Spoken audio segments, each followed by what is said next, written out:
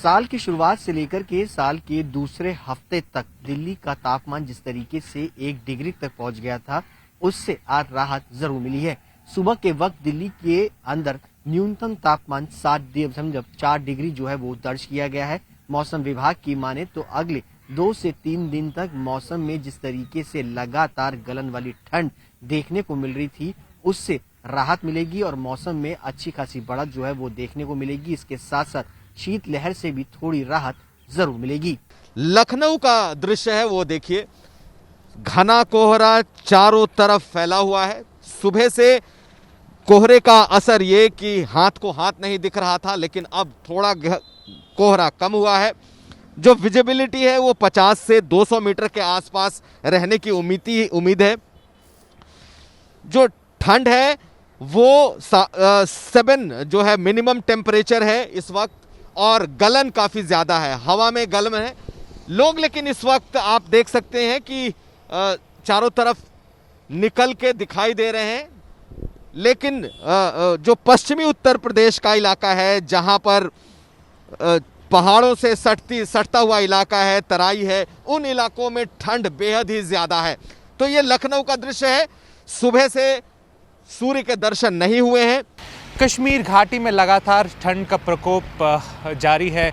पारा माइनस से नीचे आ गया है और पिछले कई दिनों से लगातार इसी तरीके का जो है ठंडा मौसम रहा है। श्रीनगर शहर और बाकी इलाकों की बात करें तो हिली एरियाज़ जैसे गुलमर्ग, पहलगाम है, तो वहाँ पे और भी ज़्यादा टेम्परेचर जो है वो कम हो चुका है। इस टेम्परेचर की वजह से लोगों को, जो स्थानीय लोग हैं, उनको खासी परेशानियों का सामना करना पड़ता है। खासकर पानी की सप्लाई में प्रॉब्लम होती है और साथ ही साथ अगर रोड्स की बात करें तो स्लिपरी रोड कंडीशंस होने की वजह से चलने फिरने में भी मुश्किलात आती हैं। मेट डिपार्टमेंट की जहां तक बात करें तो उन्होंने कहा है कि अगले कुछ दिनों तक इसी तरीके का कोल्ड और ड्राई वेदर रहने की आशंका है। उसकी वजह से टेम्परेचर में और कमी आने का आ सकती है। तो साफ जाहिर है स्थानीय लोग खुद को इस मौसम से बचाने की कोशिश में लगे हुए हैं।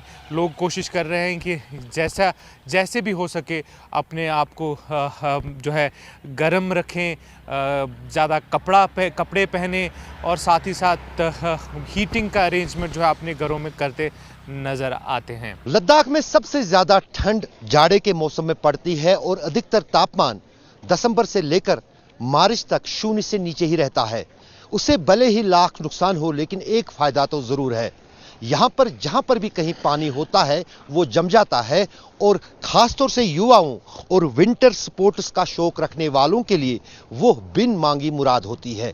ये आइस रिंग्स जो आप देख रहे हैं यहां पर, कुदरती तौर पर 0 से नीचे तापमान के कारण बन जाती हैं। इनमें किसी तरह की कोई जरूरत नहीं पड़ती है, और ये आइस रिंग्स जब बन जाती हैं तो इन पर फिर चाहे आप आइस स्कीइंग करें, आइस हॉकी खेलें, तो वो आपके लिए मुफ्त में मैदान बन जाता है। यही कारण है कि देश में जितने भी खिलाड़ी आते हैं, चाहे आइस हॉकी के या फिर आइस स्कीइंग के, वो लद्दाख से ही आते हैं, क्योंकि उन्हें ये आइस रिंग्स कुदरती तौर पर बन के मिल जाती हैं। वरना अगर इनको आर्टिफिशियली बनाया जाए तो उन पर करोड़ों लाखों का खर्चा आता है, और तब भी वो इतनी मजबूत नहीं रह पाती जितनी ये कुदरती तौर इस खुले वातावरण में रह पाती हैं। लद्दाख में आप देख सकते हैं कि जितने भी युवा हैं, दिन में जो ही रोशनी निकलती है, ये न सिर्फ यहाँ पर अपने एंटरटेनमेंट या टाइम पास या फिर यहाँ पर पहुँचते हैं गेट टुगेदर के लिए, बल्कि साथ ही साथ ये खुला मैदान कहीं ना कहीं उनके लिए एक